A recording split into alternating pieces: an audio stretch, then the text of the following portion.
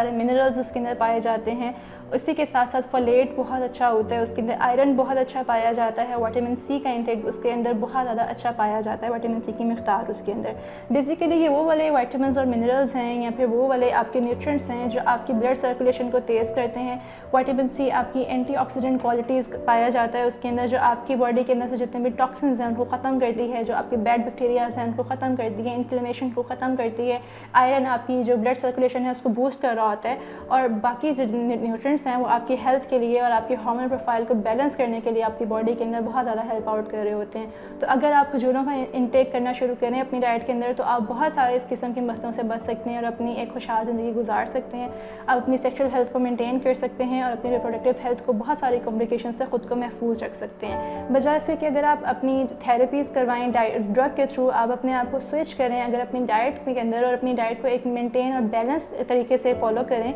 तो आप अपने लाइफस्टाइल को मैनेज करके बहुत अच्छे तरीके से अपनी बहुत सारी कॉम्प्लिकेशंस को ख़त्म कर सकते हैं।